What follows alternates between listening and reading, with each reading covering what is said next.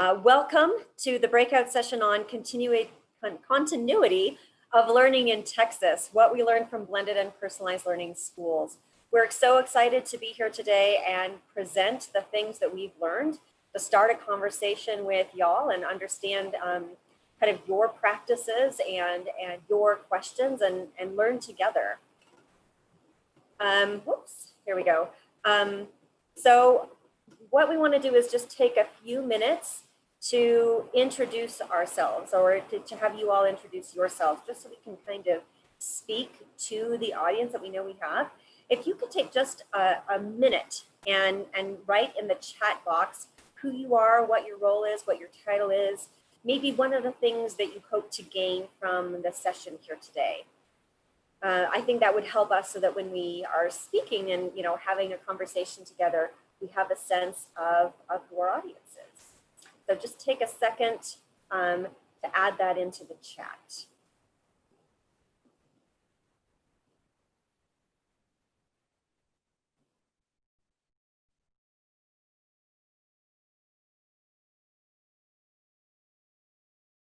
Wonderful.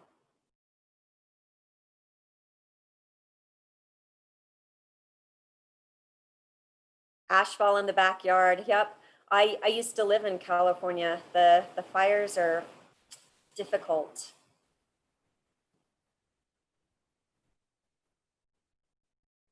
And Montana State Education, I think I went to a session on stuff Montana is doing on blended and personalized learning a couple of years ago. We're excited to have you.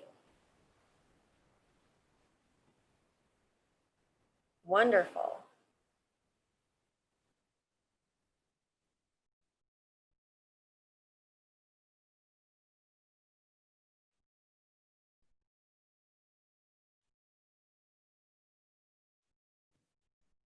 Excellent. All right, keep going, and we'll make sure we take a look at that.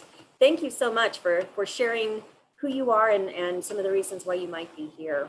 All right, so it's my honor to introduce the folks who will be on the panel today.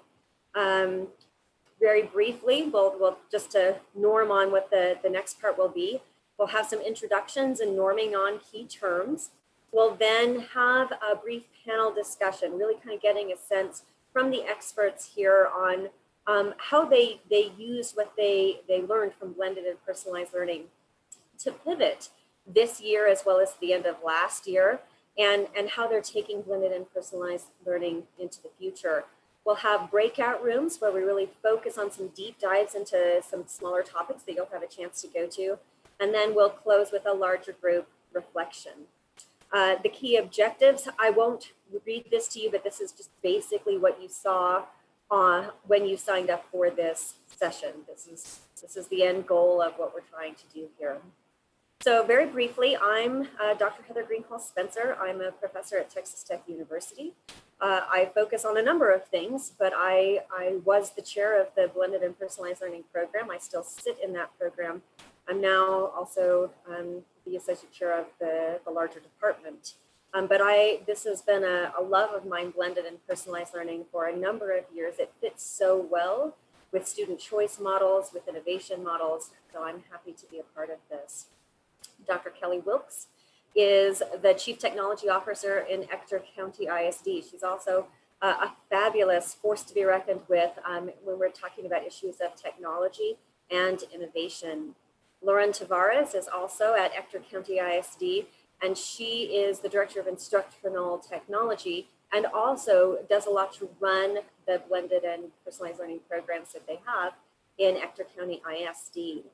Kathy Horner is the Director of Curriculum and Federal Programs in Winters ISD and has a wonderful treasure, lots of experience, real expertise, especially when it comes to thinking about applying blended learning models in rural school districts. Kristen Watkins leads all of the district efforts to move towards scale and sustainability and fidelity of implementation in personalized learning in Dallas ISD. She is also an expert on innovation, especially in personalized learning models. We are excited to hear from her.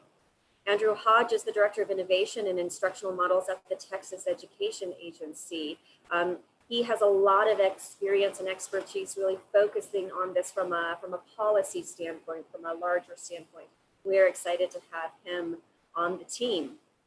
So with the introductions kind of out of the way, and these slides are up, you can access them on the bit.ly that you'll see at the end of this. You can dive more deeply into the introductions if that's what you'd like, but we're really kind of trying to get to the point where we can focus on the content and really get you to a point where you can listen to these experts. But first we want to norm on a few key terms. So first of all, I think it's important to delineate and differentiate between curriculum, pedagogy, and modalities. Oftentimes terms are thrown around and they're used in ways that make it really difficult to understand how they fit together. So for our purposes, curriculum is what gets taught. That might be something that you buy in a package, a McGraw-Hill packaged curriculum that focuses on math in K through 3. It could be something that you design on the ground. Personalized curriculum, for example, is something that often we have teachers or curriculum designers at the campus or the district level designing in a way that it is specific for the needs of a student, a group of students, a classroom. Pedagogy is how something gets taught. So that can be blended pedagogy, that can be personalized pedagogy, that can be project-based, that can be inquiry-based. There are all kinds of hows of how we teach, and that they don't necessarily have to sit apart. You can have, for example, project-based learning that's part of your personalized learning, where you also use blended learning techniques. All of those things can sit together. And then modalities are the environments in which you do the learning, and we'll focus a little bit on those as well. So again, within the slides, we've created a document that actually gives you the term, a brief definition, and then a set of resources that either help delineate the term or link to best practices on how you might use this. I won't take the time to go through each and every one of them, but what I will do is take a moment to, again, kind of create those differentiations. Again, when we're thinking about the difference between curriculum and pedagogy, curriculum gets at, again, that what is taught. And it can be something traditional, something that is prepackaged, comes with a scope and sequence, something like Envision Math 2.0 or Eureka Math. And again, it can also be personalized. One of the things that you'll find is, especially when you're looking at blended and personalized schools, there are schools that really have already the bought curriculum, a more traditional curriculum, but they're using personalized pedagogical methods. You have other folks that are really trying to move away from the traditional kind of pre-packaged curriculum to designing their own. So it really is personalized to the needs of the students, to the needs of the classroom environment. When we're thinking about pedagogy, we can think about, again, for the purposes of this session, the difference between blended and personalized. Back about a decade ago, blended really used to just refer to the combination, the intersection of software in a bricks and mortar space. So you would spend some time using software in the classroom to get kind of a personalized experience in the sense that the software was adaptive. And then you would go and have the rest of the classroom experience that was more traditional. Well, about 5 or 6 years ago, the Christensen Institute definition, further scholarship in the field really started to move even the definition of blended learning to really be focused on path, pace, time, place. This sort of idea that students should have some choice in the pathway, in the time, in the place that they're doing their work. There was a stronger focus on data-driven instruction. No longer was it just about combining software with whatever was happening in the bricks and mortar space. It was about leveraging data from software, as well as data from other sources to be able to help the student and the student and the teacher work together to really get at the kind of pedagogy and content curriculum that would best serve the student, as the student was either filling gaps or even just enriching themselves as they're exploring further within the curriculum. Personalized tends to take that a step further. It still relies on data-driven instruction. It still relies on this sort of idea of student choice and student voice. But whereas blended tends to rely on the four main models, the station rotation, the flipped classroom, the playlists, personalized focus is much more on how can we go beyond set models to really personalize for the student. So rather than just a set playlist that you give to every person in a station, it really would mean sitting down with the student, going through the student's goals, and then designing a pathway that really does meet the needs of the students. So much greater focus on personalization. I will also say that while traditionally it does leverage the use of digital technology for gathering data and for offloading some of the jobs of the teacher, we're increasingly starting to see personalized learning even in places without technology. I'll give you an example from my life. I have a graduate student who's working in a prison system where they don't have access to the internet. The computers that they do have access to are very old, but they're structuring personalized learning to try and fill gaps in the knowledge of these folks in prison in a way that helps them progress at a faster pace, meeting their individual needs, but it doesn't rely on technology at all. But really the idea here is to get at the fact that you can have personalized curriculum, you can also have more traditional curriculum, and those can work well with blended or personalized, or in fact, they can work just as well with blended plus personalized. Again, the blended part getting at that use of technology and some models that you're going to rely on. And then the personalized piece where maybe for your tier 2 or tier 3 students, you're focusing more on the direct personalization.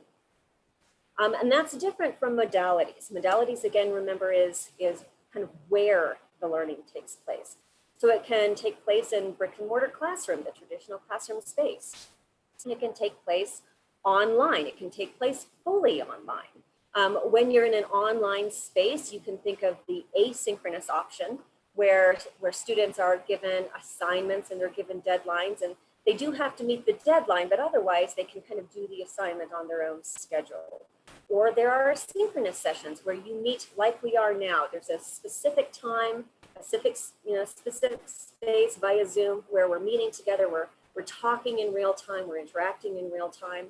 And oftentimes those differences between asynchronous and synchronous are leveraged when we think about hybrid modalities or simultaneous modalities. So hybrid is, and I think you'll see this in a lot of different states, for example, when you have maybe students come on campus on Mondays and Wednesdays, but then they do some out of school work online on Tuesdays and Thursdays.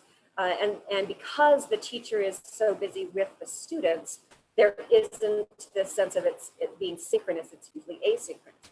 And then there's simultaneous, and in the literature, this is also sometimes called concurrent. But the idea that students are meeting via Zoom at the same time that their classmates are meeting in the bricks and mortar building. So for example, if we were here and I had a class out in front of me and I was talking to the class while I was talking to all of you who are coming to this session via Zoom, that would be the simultaneous model. It's important to note that in all of these models, you can have blended and or personalized learning. You can also have no blended or personalized learning. Again, really trying to get at the distinction between modalities versus pedagogy or curriculum. At that point, hopefully we've kind of clarified the terms for how we are using them. We'll turn the time over to Andrew Hodge to walk us through the panel. Excellent. Thanks so much, Heather. And thank you to everybody who's joining us today. So we know that there's a lot of different ways in which folks are trying to describe and take in the information of what folks are doing and how blended or personalized learning has helped them over the past few months, in addition to some challenges that we face. So we thought the best way to be able to do that was to let y'all hear straight from folks that are in the field, ideally in roles that are similar to y'all and districts that kind of run the spectrum of winners all the way to Dallas ISD, Ector County So just a good mix. So with that, would love to introduce you all to our panelists. Heather, you mind flipping over to that next slide? And so we'll go ahead and just start. If y'all could come up to the stage. I feel like there's got to be so many jokes that have been made in sessions. I would love to know them that are like, oh, we gotta wait for the IT guy, or we gotta wait for folks. I would just love to like see if anybody has like a really good one, really funny one. If they put it in the chat, then I can use it later and nobody will ever know. It'll be excellent. Anyways, sorry. But would love to welcome our folks that make up the districts that we have in Texas that are I think just who we're always excited to talk to as the Texas Education Agency and learn from, so that we can turn around and reduce barriers to adoption for folks. So excited to introduce Kathy Horner, Lauren Tavarez, Kristen Watkins, and Dr. Kellie Wilks. And would love to actually just go ahead and start off with quick introductions, and we can start with you, Kathy, and go through this, go ahead in the sequence that's up on Heather's slide, but just quick introduction, your role. I know Heather did it earlier, but it would be great to hear from you, your role, and some of the context of your individual district. So we'll start with Kathy.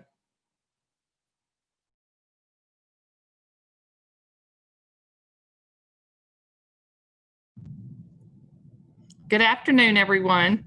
Thank you, Andrew. I'm happy to be here.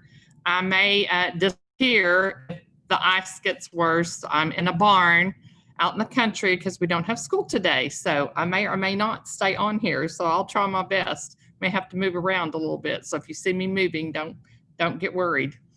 But I am from Winters ISD. I live about 12 miles from the district. We are a small district. We have about 550 students. Our population has dropped some and probably will continue to drop.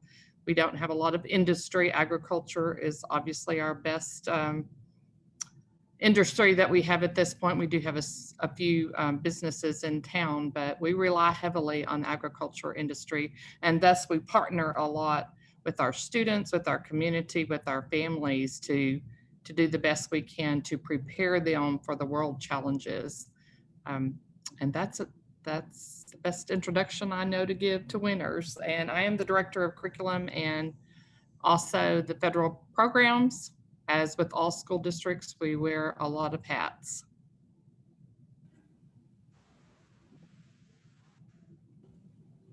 Thanks, Kathy. Lauren, you want to take it over? I will, yes. Hey, y'all, I'm joining you from Odessa, Texas. My name is Lauren Tavarez, and I am representing Ector County ISD. And so we are we had this discussion, and when we were planning as a team, like, what do you call ECISD? So I'll just say we're a medium-sized district. We do have about 34,000 students. And so I am fortunate to serve our students and our staff as our director for instructional technology, but I really have been exploring and supporting blended learning in classrooms for, I say, about 3 years, both as a campus leadership and as an instructional technology specialist. In January 2020, was hired as our first blended learning coordinator, and so helped with the implementation and really getting started there, and then made the transition in June to our director of instructional technology, which at that time we did. We're able to hire a new blended learning coordinator, Andrea Messick, who has done a fabulous job, but I'm fortunate to get to continue to support those efforts and work together very closely with her as we continue our Ector County ISD blended journey. Hello, my name is Kristen Watkins. I serve as the Director of Personalized Learning in Dallas ISD. We have 230 schools and we serve close to 150,000 students. Of those 230, we have around 30 that are doing blended or personalized learning in some form or fashion. And the work that we started this back in the fall of 2013. And so it's been really neat to see it scale in different ways throughout the organization.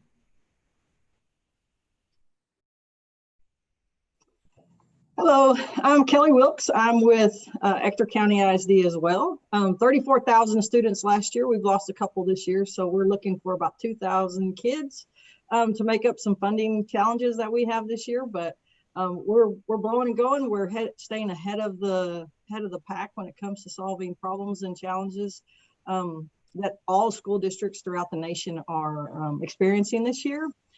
So we've labeled blended learning and personalized learning for several years. And people have led the charge with those terms, but it's been around forever, and teachers have been doing a good job with that. And I'm glad to see that we have some kind of formalized way to get teachers to explore and experience learning in new and improved ways. So. Excellent. Thank you so much. And I think a lot of this conversation is going to be centered around kind of some of the things that your district has done as learning. But I think it's important to acknowledge a jumping off point where you were before March of 2020. Would love to hear from the group, just like, what was your experience with blended or personalized learning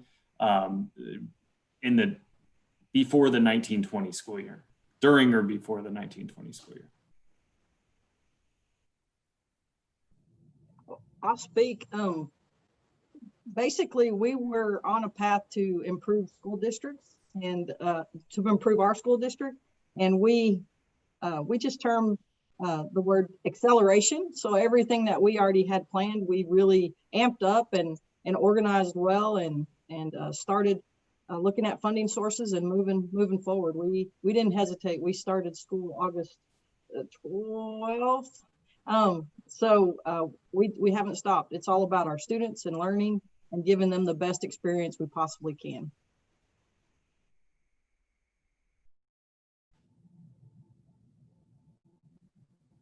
I can chime in here. So for us, we've been on this blended learning journey for quite some time. And really in the last year and a half, we've started to make the transition from blended to truly personalized. And so in a lot of our classrooms before the pandemic, you'd walk in and you'd see a station rotation happening. And what you started to see earlier this year was students were really leveraging those self-directed habits they had been building on to truly be able to personalize and kind of like own their learning throughout different pathways that were more personalized than differentiated in their blended setting.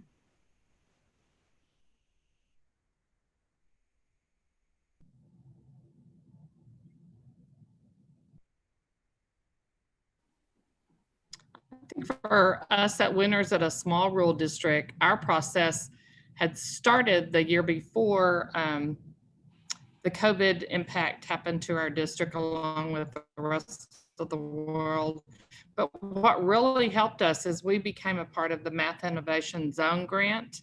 And with that, we had partnerships that helped us, I guess, blaze a pathway to blended learning plus the then it ended up becoming more personalized.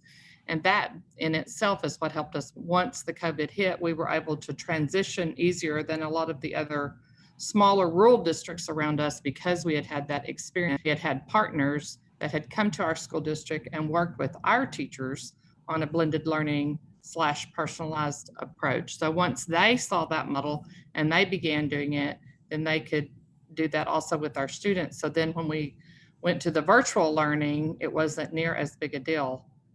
And I think our teachers were very thankful for that. And we saw that in their attitudes and in their, they probably were stressed, but they didn't show it as much because they felt like they had knowledge and power in what they had already learned. So I'd love to stick with that for a minute, Kathy. So if we think back to March, 10 years ago in March, we thought, hey, let's continue education somehow for April and May and get students to the summer, and then kind of take a step back and rethink what do we need to do differently.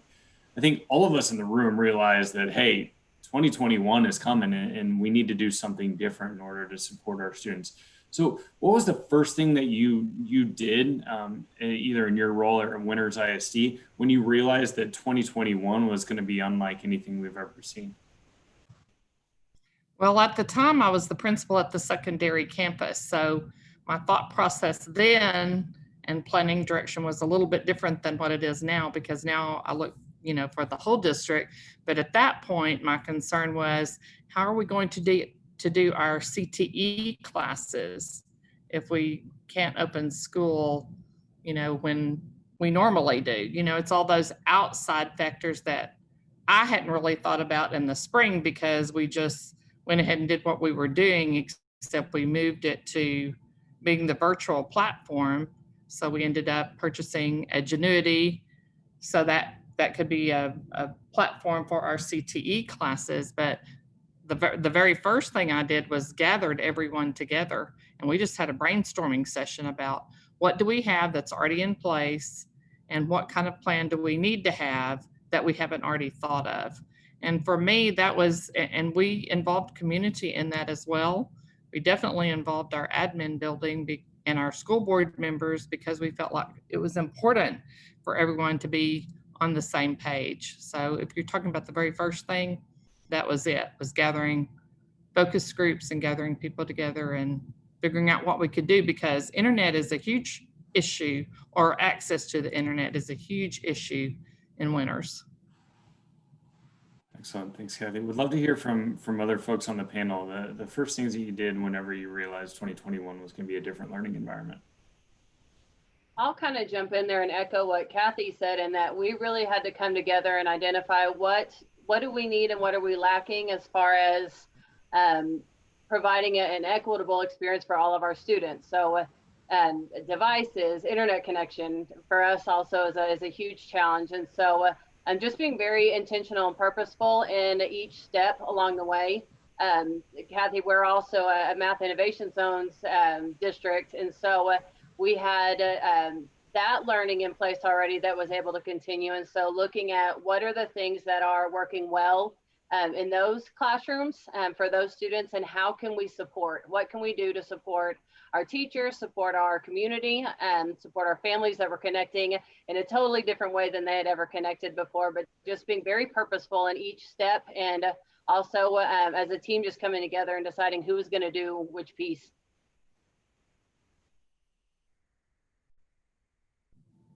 And I can just add in a little bit more on the training and support for teachers and our families and our school leaders.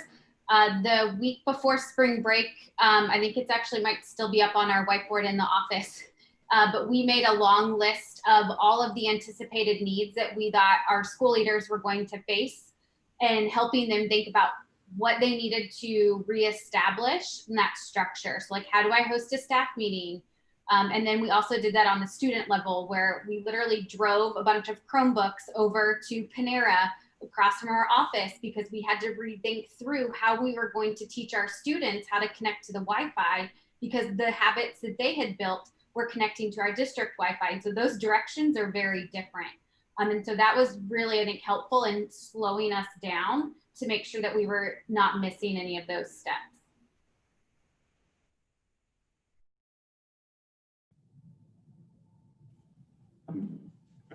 As the moderator, I probably shouldn't be taking like feverish notes like I am, but this is really helpful to hear. I hear a handful of things that I want to call out. One is like getting the team together from jump, and just like making sure that you have that core kind of project management team, and then the plan going forward.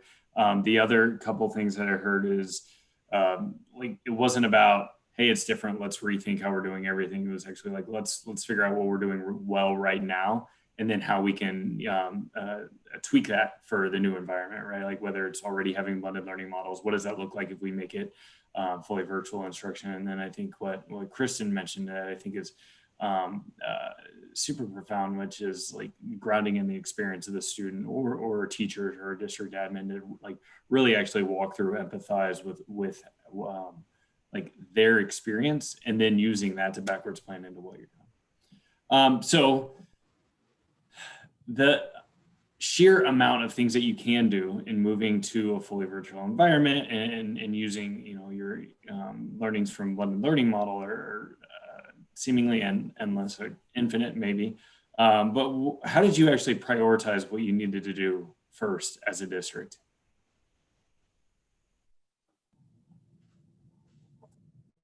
I'll speak to, we had to prioritize our learning, of course. So we weren't one-to-one then, and we're still working to get one-to-one now. And so our priority was to just help get as much content and help online as possible. We have a team called the Techie Tribe, and they worked very hard to get support out to teachers and families. And so we stood up a help desk for families and for teachers. We put extra people on there. We extended hours. We really wanted people that needed help to get help as quickly as possible.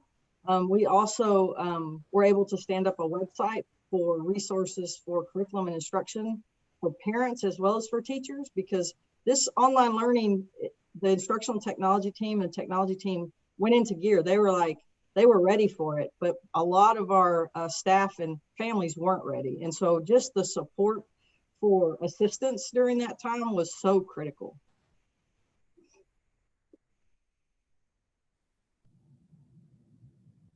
I think one of the first things I did was, and what we prioritized as a team, was to just check in on our people and to make sure that everyone was safe, had an opportunity to share their concerns, how they were doing, and then to create those opportunities for continuous connection in what has been and what continues to be a very isolating time for our staff, our teachers, leaders, everyone involved. And so that meant establishing a Monday, Wednesday, Friday quick informal check-in. And then we also did family time, where each week we just played games with our school leaders and our teams, because what we heard from our blended and personalized learning schools was they were able to move forward with instruction. What they were struggling with was around the technical pieces of the hotspots or access to devices, food, that type of stuff. And so our team was able to pivot, and we actually transitioned to support the entire district through webinars. And so we really were able to leverage the learning from our personalized learning schools to kind of capture their process and share that across the district.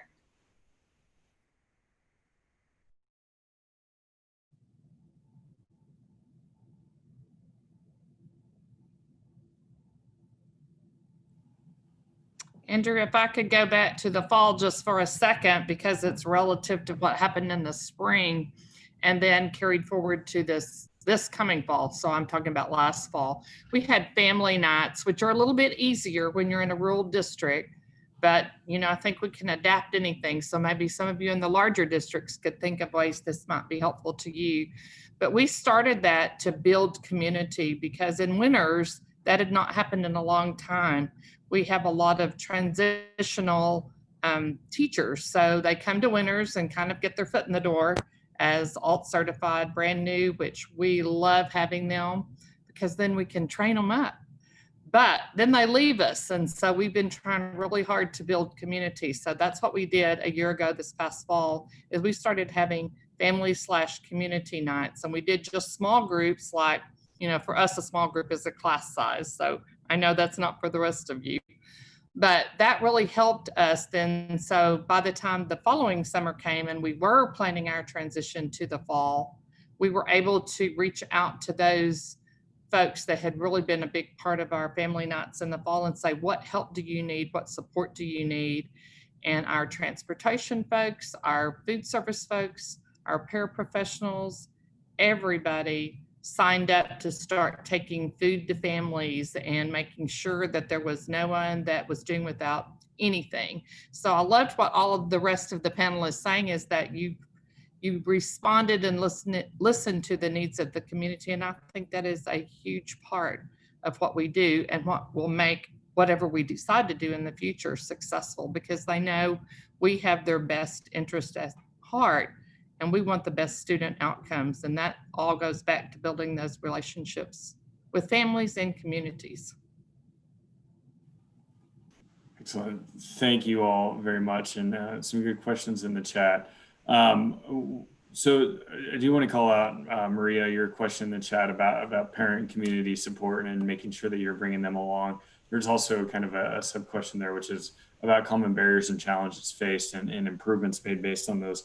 The last question that I have before we're going to go into breakout rooms kind of combines that. So for the folks that are on the panel, what do you think your district is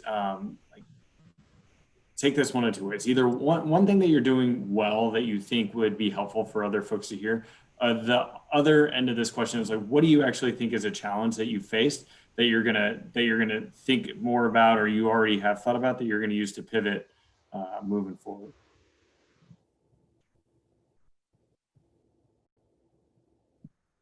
I'll jump in on this one. I really think, honestly, one of the things that I've been the most proud of and being part of the work that we're doing is the way that our district is really working to be proactive as opposed to reactive. And so kind of like Kristen mentioned, just really looking at what are our challenges going to be and what can we do to work to stay ahead of that as much as possible. Of course, now, and one of the big challenges is putting a plan together and not really knowing what could potentially happen tomorrow. And so I've been really proud of the work that we're doing, because we're not waiting necessarily for things to happen, but also too, our district leadership has been really, really vocal and very good about just there's no excuse, and so our kids matter, and our kids are why we do the work that we do. And so what can we do as a team, and everybody's involved, across all departments, what can we do to look forward and really get ahead of anything that we could come up against, and really focus on not going back. We're moving forward, and we're going to continue to move forward. And so I think that's kind of combines both questions, honestly, but really just challenges, but something that we're doing very, very well.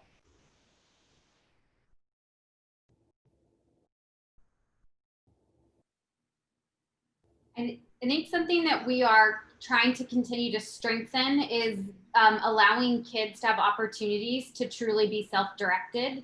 And I think that goes by trusting them and sharing the plan directly with them, and trusting them that they can make the decisions to support their own growth. And so that's something that looks a little bit different in a virtual or hybrid or simultaneous learning. And so that's kind of where we're struggling with right now, is like, how do we continue to prioritize the student role, and how that might look differently in all of the different models.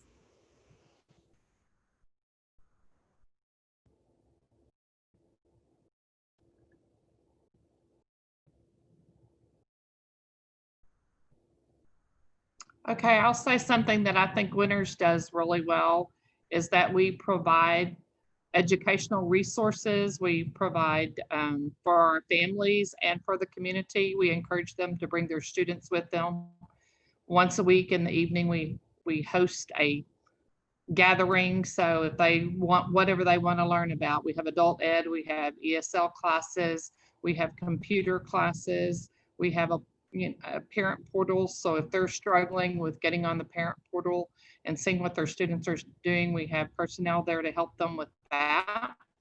We also offer classes that they can see what their children are doing on IXL, on those things that we are asking our parents to help with them at home. So they're not in the dark when their child comes home and said, I need help in this area.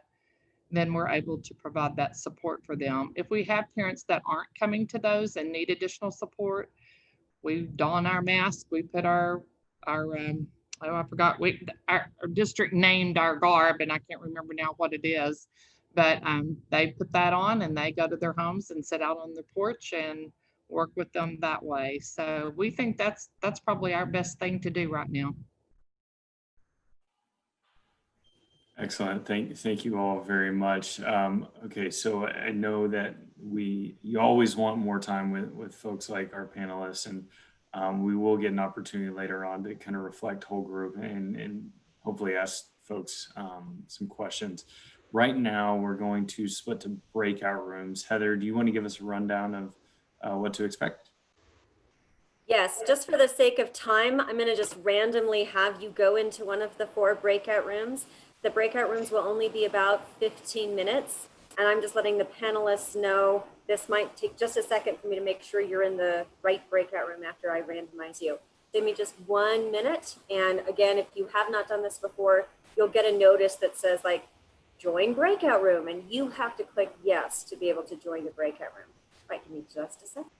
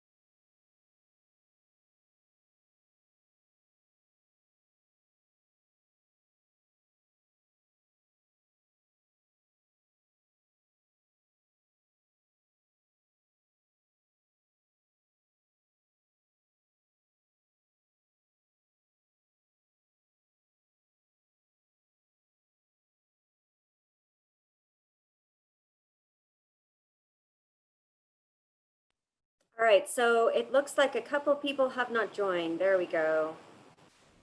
Just make sure you click on the yes to join the room.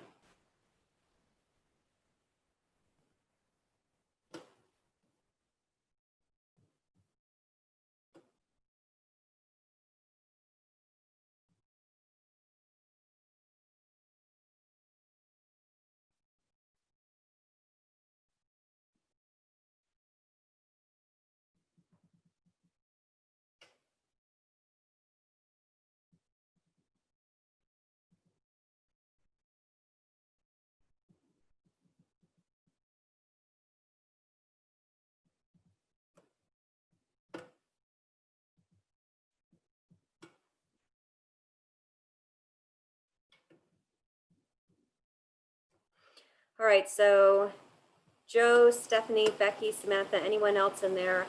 You should have a message that allows you to go to the room. All you have to do is click accept or yes.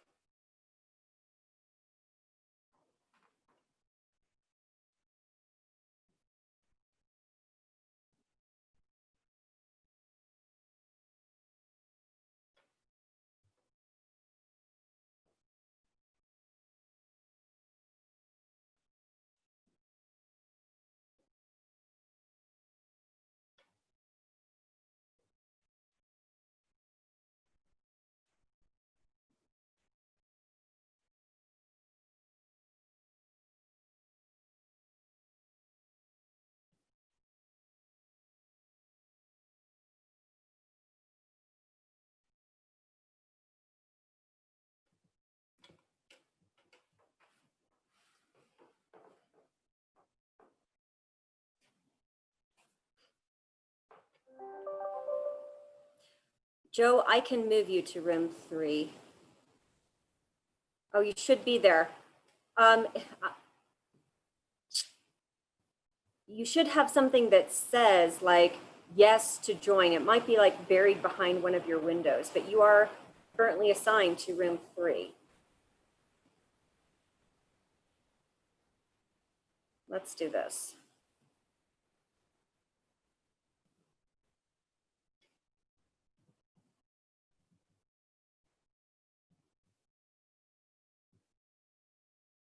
Okay, now you should get the thing that says yes, and you just click yes.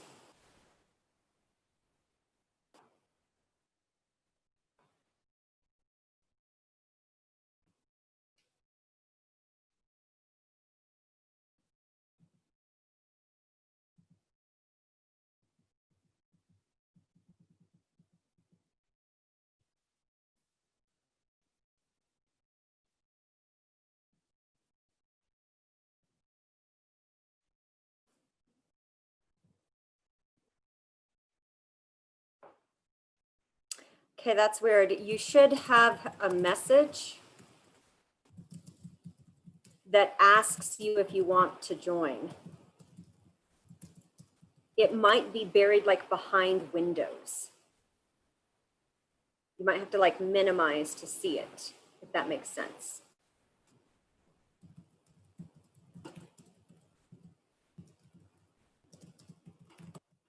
The thing about Zoom is I can send you to it, but you have to accept being able to go, if that makes sense.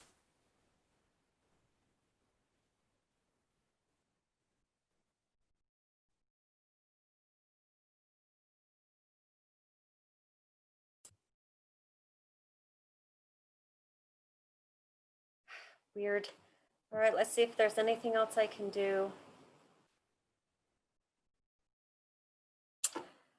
On my thing, it says you're assigned to breakout room 3. All right, and then Becky, you are assigned to breakout room. It looks like 3 also, and you just have to click like yes. There should be like a question that says, do you want to move? Do you want to go to this room? And you have to click yes.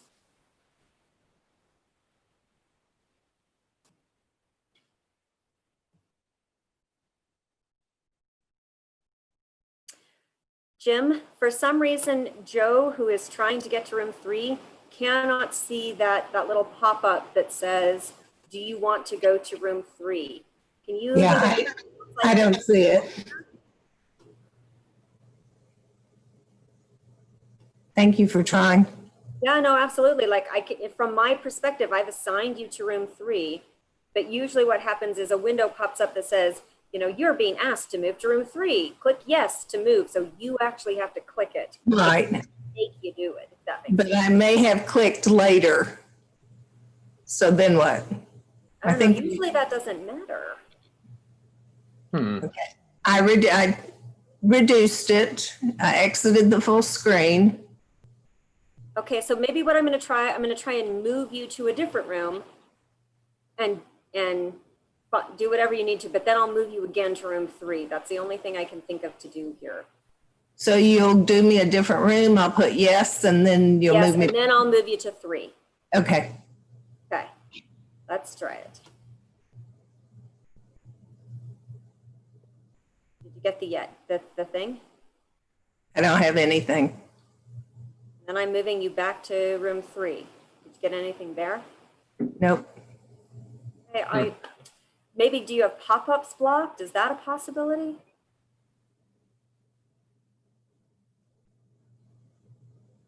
Yeah, because I guess that's one of the affordances or lack thereof of Zoom. I can assign you, but I can't move you like I can in other platforms. Right. I can only assign. I can check and see if someone knows. I found it. Oh, okay.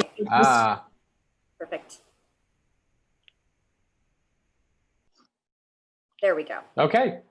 Fabulous. Sorry, I guess I probably should not have gone over to one of the breakout rooms. I probably should have stayed behind, but. No, I mean, it was fine. Like I said, I mean, I'm not sure that anything that can be done within Zoom if they can't do it. So I'm going to broadcast the message to everyone, like 1 more minute. Okay. I'll do 2.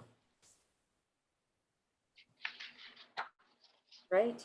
Like 10, 20, nope, I lied. I need to actually give them more. I'll give 5.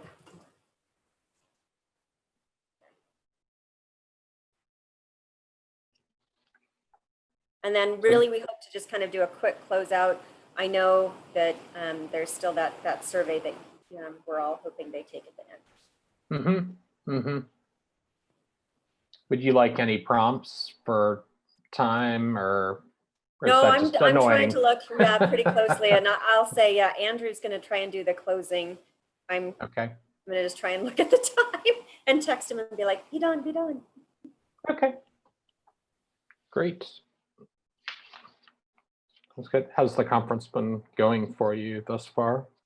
So I saw a session yesterday. I'll be honest, I wanted to see the keynote that Kristen was in, but I had a meeting before that. It's one of those weird things. I'm sure you've done this. This is my 2nd virtual conference. And the nice thing is, you know, you get to stay home. I guess that's sort of nice.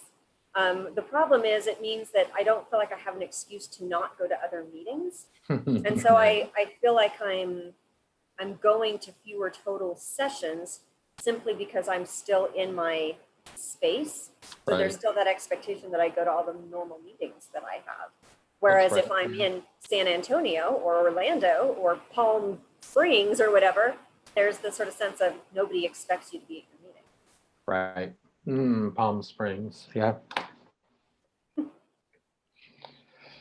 I miss Palm Springs. Okay.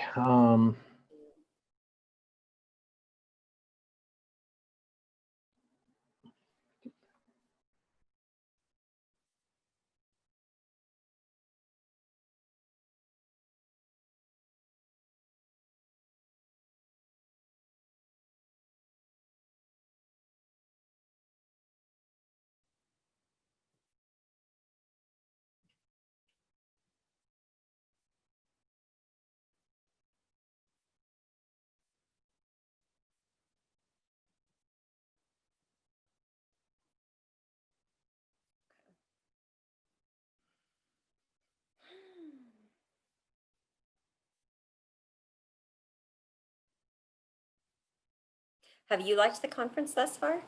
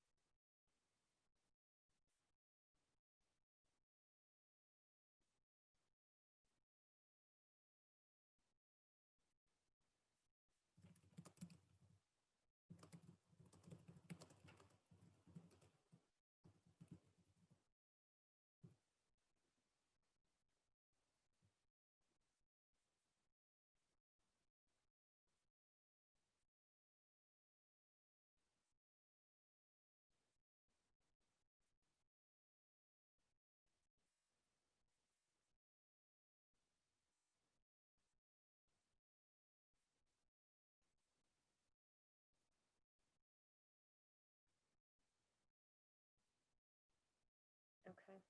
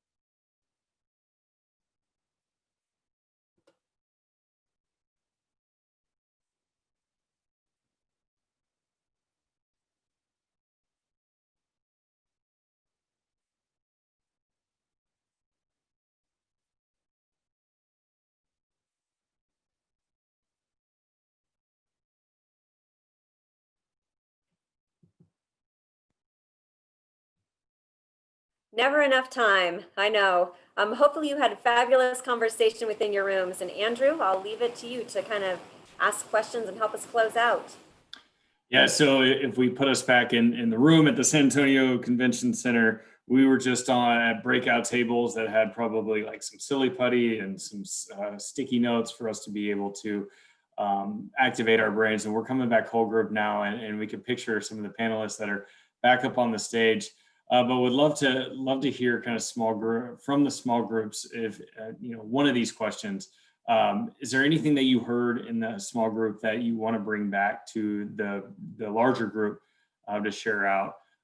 Other things, other questions that you still have, what you still want to know, or any kind of takeaways from you of based on what you learned, what are you going to do next?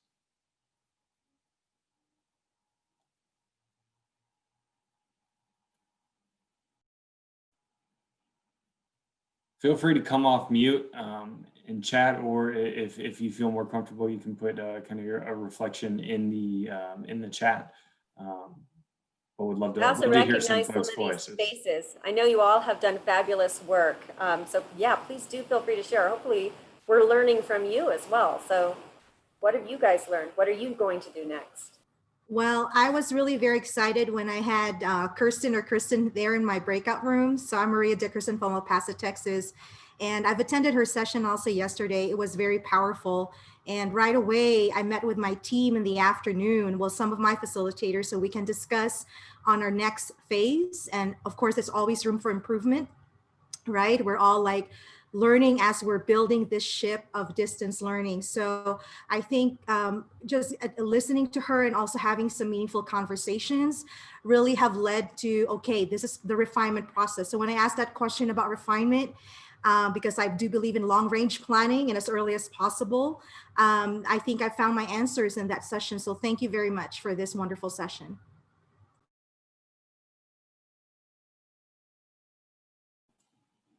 Maria, I'm calling you out here, but from the small group of Kristen, is there anything specific to the longer range planning that is like sticking in your mind of like, this is where I need to go next? Well, the PL toolbox, I think that's what's missing with El Paso ISD. It's that coming together, the trying to be cohesive so that our staff development department have a better way of communicating and having a standardized way of delivering professional development sessions, not just providing calendar, and also focusing more on coaching. So coaching right now is being led by my department. Because we are, we're providing active learning, professional learning experiences to our teachers. But I think by doing this, like having the structure in place, it will really help put the pieces or gaps that we have right now in my district. Thank you, Maria.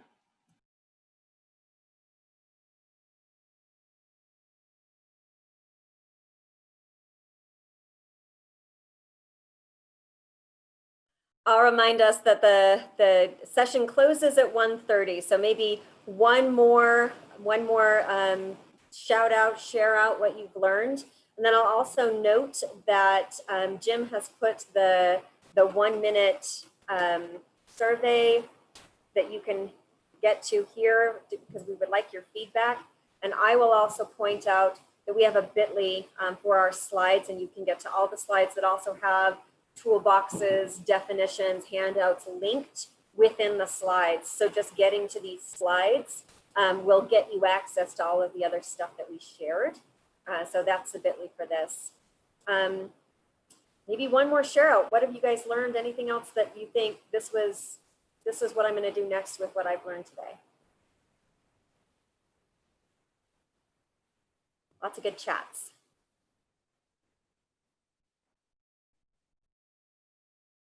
All right. Well, thank you so much for taking the time to be here. We really appreciate it.